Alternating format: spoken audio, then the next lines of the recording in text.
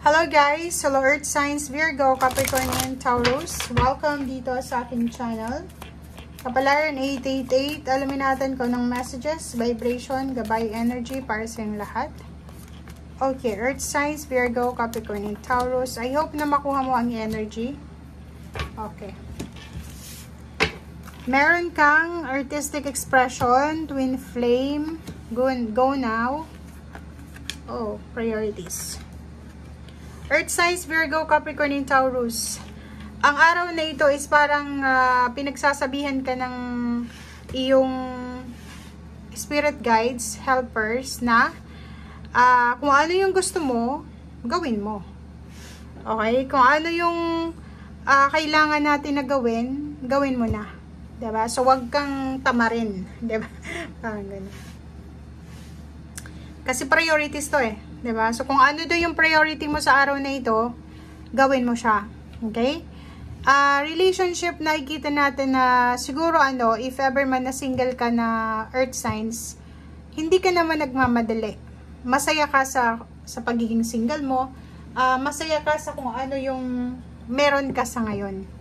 And if in a relationship ka naman, contentment ang nakikita natin dito. Sa trabaho, sobra kang magiging artistic or creative. Pwedeng marami kang mga ideas na pwedeng i-share sa katrabaho mo, sa boss mo na makakatulong dyan sa pinagtatrabahuhan mo. Okay? And last is parang sinasabi ng Barasay dito na prioritize peace and harmony. So, bakasyon, retreat, spending time sa nature, spending time sa mga taong mahal mo sa buhay, spending time sa katahimikan. So, yun ang nakikita natin na kailangan mong gawin sa araw na ito.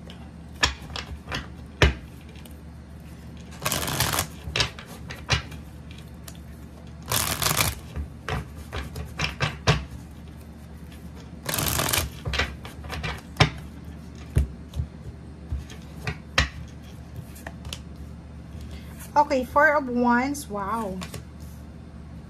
44.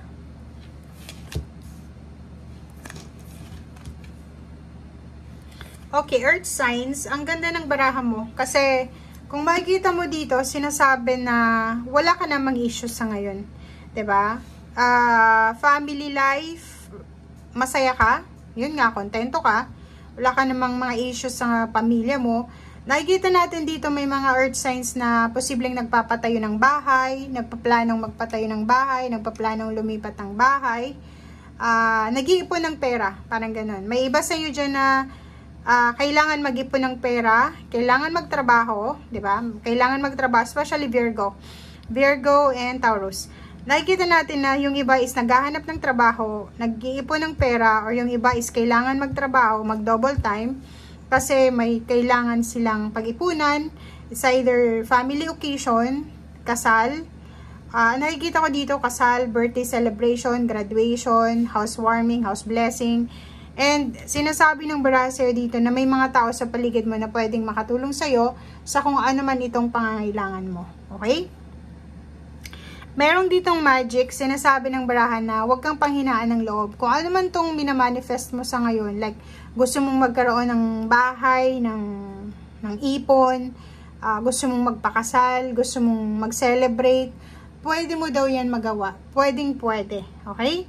And meron ka ditong 4 of Swords. Sinasabi na sa araw na ito, tahimik. Wala namang masyadong gulo ang buhay mo. And makakapagpahinga ka daw sa mga stress or sa kung ano pa man. Siguro sa gabi, sobra kang busy. Pwedeng sa gabi ang dami mong ginagawa, ang daming activities. Pero may vacant time ka siguro sa araw na ito para magkaroon ng time magpagpahinga. Okay? Comment down below if resonated ka.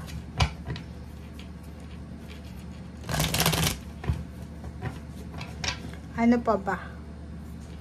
Tingnan natin. Okay. Sorry. Oh, sorry. Nakikita ko sir dito may naghihintay ng decision mo. May manliligaw ka ba? Kasi pwedeng may naghihintay ng decision making mo, or pwedeng naghihintay ka ng offer, or pwedeng may manliligaw ka, naghihintay siya ng sagot mo. Okay? Or nakikita ko sir dito, pwedeng naghihintay ka ng pera. Pwedeng lump sum ito, scholarship, lump sum of money, retirement, inheritance, sweldo. Ano bang petsa ngayon? So, nakikita natin dito na pwedeng naghihintay ka ng tulong pinansyal or posibleng naghihintay ka ng emotional help or pwedeng decision making. Sinasabi ng baraha mo dito na huwag kang masyadong mag-alala sa kasalukuyan mong sitwasyon dahil ang future mo is talagang secured na, 'di ba? Yung Wheel of Fortune is nasa upright. So, ibig sabihin, yung future mo, kahit hindi mo pa siya natatanaw sa ngayon, o parang sinasabi ng baraha, hindi mo pa alam yung future mo, pero sobrang positive ng future mo eh. 'Di ba? Parang sinasabi sa'yo ng baraha dito na ang magiging future mo ay punong-puno ng pagbabago. Ang hinaharap mo ay kabaliktaran ng kasalukuyan mong nararanasan. Kung ang nararanasan mo sa ngayon is problema sa pera, problema sa relationship, stress, anxiety, ang future mo is kabaliktaran yan. So, masaya yung future mo. Contentment. 'Di ba? So, nakikita ko sir dito, naghihintay ka ng pera. Naghihintay ng pera from water sign, Pisces, Scorpion, Cancer, or parang naghihintay ka ng pera sa fire sign. Comment down below. May iba sa inyo dito na medyo impatient na, 'di ba? Like, kung halimbawa, naghihintay ka ng lump sum ng money, hindi ka mapakali hindi ka makatulog kasi kailangan mo na pwedeng in few days, kailangan mong gumastos na, kailangan mo ng cash, or kailangan mo ng bayaran yung inutangan mo.